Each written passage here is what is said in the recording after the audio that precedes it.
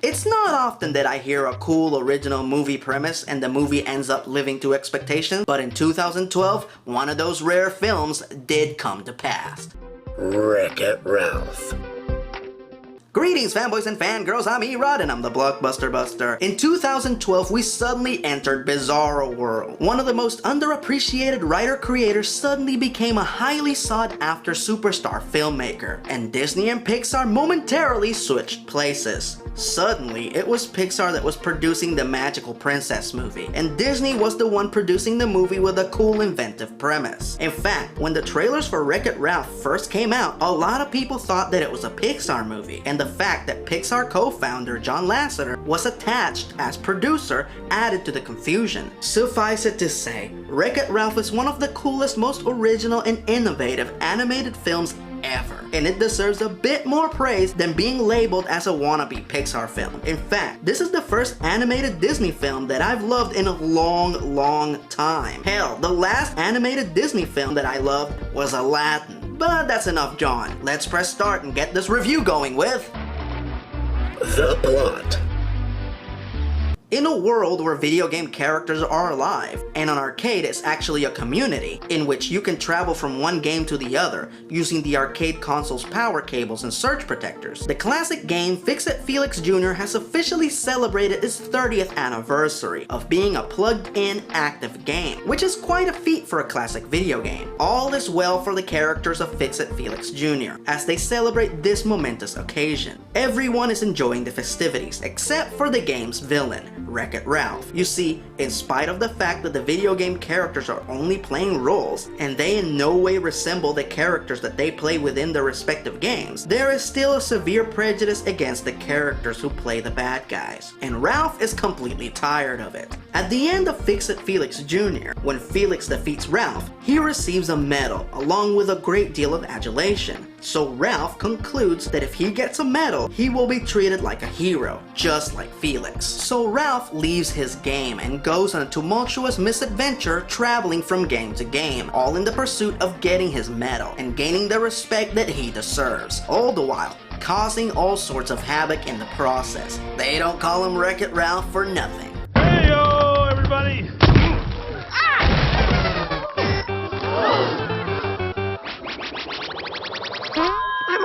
I'm okay. Cast and characters. My god, the cast of this film is awesome!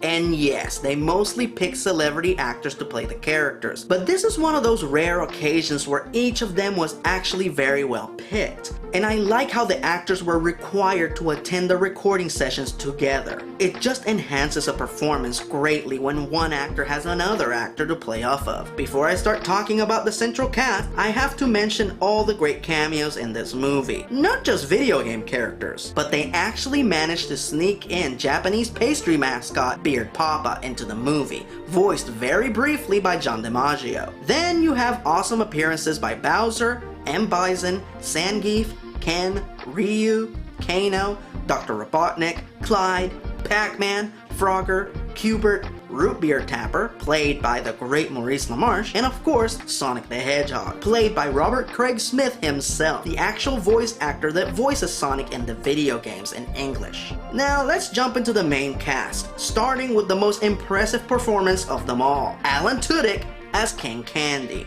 This was phenomenal. Just like Henry Winkler's Ambush Bug, I genuinely thought that this character was played by a professional voiceover actor. Usually, celebrities are asked to do voiceover due to the unique quality of their natural voices. Alan threw that completely out the window. He did a magnificent pseudo-impersonation of Ed Wynn. He immersed himself in a completely different character and delivered one of the funniest and most memorable performances in the film. Well, maybe I'll just have to have a little talk with the winner then. Is that a threat I smell? You are beyond the halitosis you so obviously suffer from. Hell, his performance is so good it won Alan Tudyk an Annie Award, which is one of the highest awards in the world of animation. Then we have Sergeant Calhoun, played by the harsh and indisputably hilarious Jane Lynch. Now, Calhoun is supposed to be an amalgam of Lara Croft and Samus Aran, and I know that the animators partially based her features on Jane Lynch herself. Actually, everybody thought you guys looked just alike. We were talking about it, they're like, wow, they really got Jane Lynch. I am absolutely flattered. The boobs and all, right? Yeah, boobs and all. The triple E. Especially the boobs. Yeah, like Barbie, she'd fall over forward. But is it just me, or does she really look like Gina Davis as Charlie Baltimore in The Long Kiss Goodnight? Huh? What do you think? Anyway, Calhoun is the lead character in a modern first-person shooter game found in the arcade, called Hero's Duty. She's a no-nonsense, ultra-badass heroine who will fight to defend her game and the arcade at any cost. Viruses do not stop! Once those cybugs finish off Sugar Rush, they'll invade every other game until this arcade is nothing but a smoking husk of forgotten dreams. A big part of the enjoyment of this film is seeing the classic video game characters from the 80s interact with the modern characters of today, and very few characters highlight that contrast quite like Calhoun. Jimmy, look at that high definition. Your face. It's amazing. Flattery don't charge these batteries, civilian. Then we have Fix-It Felix Jr., played by Jack McBrayer. Felix is an obvious parody of Super Mario, but they really let Jack McBrayer just be himself with this character. It's just impossible to hate him. Part of you wants to, since one of his closest friends is being treated like crap, and Felix is a big part of the reason why this prejudice continues. But he's just so gosh darn lovable. It truly takes him begging you to punch him in order for you to actually want to punch him. The vines, they're laffy-taffy. They're attracted to whatever makes them laugh. Here, hit me again. That's not funny enough. Harder. Look, you're a nice guy. I can't... No, ma'am! The arcade is depending on us. Now do your duty. That's an order. Then we have Vanellope Von Sweets, played by Sarah Silverman. Now, I like Sarah Silverman. I really enjoy her stand-up, but I've never liked anything she has ever done outside of her stand-up, except for this. In fact, this is my favorite film she has ever done. While there might be traces of Sarah's voice in the performance, very much like Alan Tudyk as King Candy, Sarah immersed herself in the role and did a fantastic job of playing a smart-ass little girl. You know, I have this scrappy kid inside me, and so it was not difficult. I cannot take credit for working incredibly hard on this. Now, again, I'm fully aware that Vanellope's features and mannerisms are supposed to be based on Sarah Silverman. But is it just me, or does she look like a tiny Parker Posey? I don't know, maybe I'm just seeing things today. Vanellope is the only thing in the video game world that is lower than a bad guy. She is a glitch. She's a mistake in the programming, which makes her an outcast in her game, Sugar Rush, which is a candy-themed parody of Mario Kart. All she wants in the entire universe is to be treated like one of the playable characters. You will never be a racer, because you're a glitch, and that's all you'll ever be. The fact that she is grievously discriminated against helps Ralph connect with her almost immediately, and they form a reluctant alliance to achieve their personal goals. Their camaraderie and chemistry are among the key elements that make this movie work. Now, close your eyes. Vanellope. Shush! Close them! Okay, open them up. To Stink Brain. And speaking about Stink Brain, then we have my favorite character, Wreck-It Ralph, played by John C. Reilly. Now, John has already had a very impressive career, but like Sarah Silverman, this is my favorite thing that he has ever done. I relate to Ralph a great deal. He works hard, and all he wants in return is a little recognition. The guy is a walking calamity. Nearly everything he touches, he unintentionally destroys. What a moron. Hey, genius! It's a jawbreaker! You're never gonna... He can't help it, it's his nature, but he's genuinely a good guy who's been severely misjudged most of his life and finally decided to take a stand, and that is good. Whoa, what? You have teeth? I don't think I ever seen you smile before. I'm not smiling. I'm gassy, okay?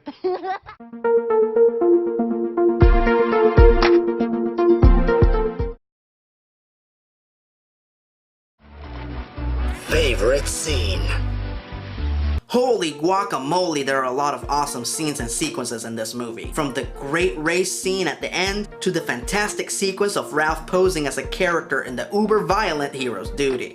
When did video games become so violent and scary? But my favorite sequence in the entire film is the opening one, which is one of the absolute greatest expositional openings I have ever seen. Now, while I will admit that it is a bit of a lazy cop-out to use narration to establish the plot, the movie married perfect visuals to the voiceover, which facilitated the establishing of this new complicated but fascinating world. And of course, the moment that puts the cherry on top of the proverbial sundae comes at the end of this sequence, when it is revealed that all of Ralph's expositional dialogue was a part of his introductory speech of a bad guy self-help group, which is such a funny and innovative idea. Seeing all of these famous video game villains sitting in a circle supporting each other and venting on their frustration of being discriminated against just for being villains. I'm not surprised that they showed this scene in nearly every trailer. You are a bad guy, but this does not mean you're a bad guy. Favorite line. While this film has a lot of great lines, especially from Vanellope, I want it in Hero's Duty. Hero's duty? It's not that kind of duty. I bet you really gotta watch where you step in a game called Hero's Duty. and King Candy. You! You wouldn't hit a guy with glasses, would you? You hit a guy with glasses. Well played. A lot of people like to complain that the movie went completely overboard with the candy puns. Personally, I'd take 1,000 stupid puns over disgusting sophomoric humor any day. So to counteract all the haters, here are my top 5 favorite candy puns. Number 5! What is this? Nesquik sand? Number 4! Quick, call out the devil dogs! Number 3!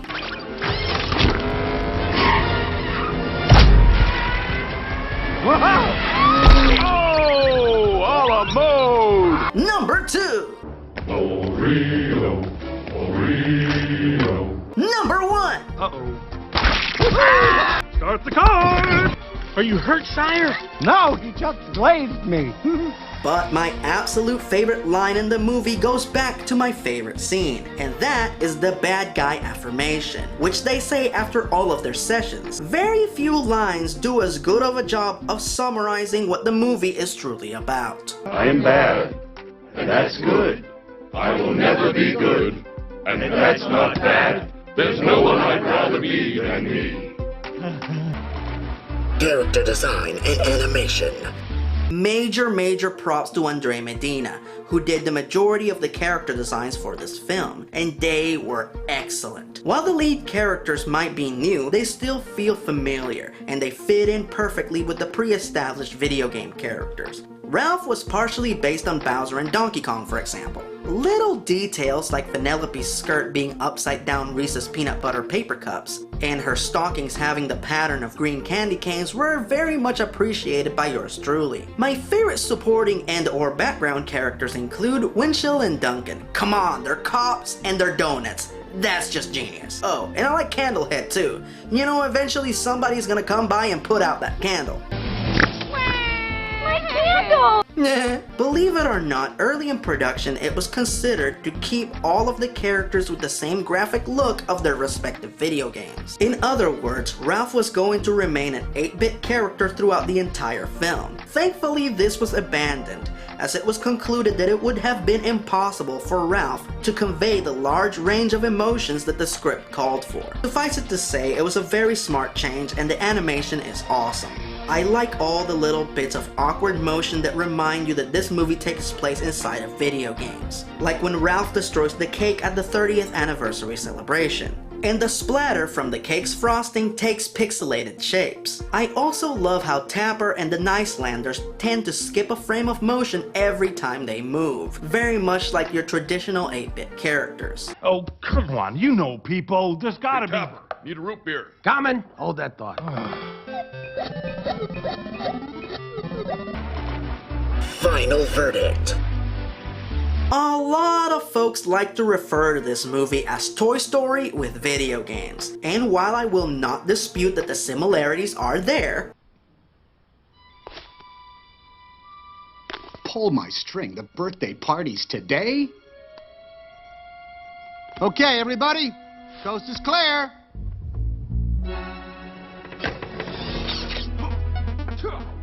All clear. The arcade's closed. Sure you can!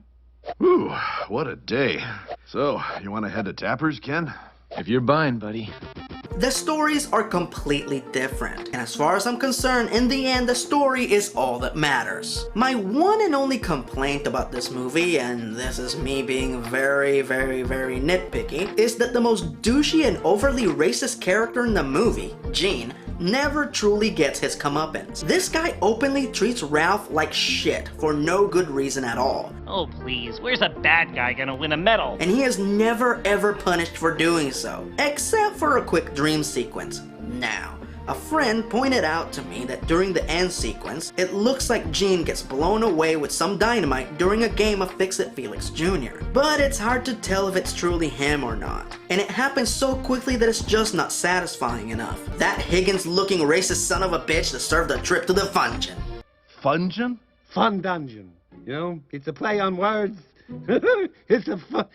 Never mind! So what is this film truly about? Probably the greatest lesson one can ever teach a child. To just accept who you are and be yourself. Both Ralph and Vanellope see who they are as a weakness. Ralph sees his clumsiness and knack for destroying things as an impediment that is stopping others from appreciating him. All the while, Vanellope feels the same way about her glitching, when the fact of the matter is that these are not weaknesses at all, as one very heroic and sharply dressed duck once said. Remember, turn a weakness into a strength. And that's exactly what our delectable duo does. It's not until they abandon their pointless pursuit of trying to be like someone else that they truly start to succeed. 10 points on the badassitude meter! Make sure you have plenty of tokens, gather some gamers, and give it a watch. Now join me in saying the bad guy affirmation. I am bad, and that is good.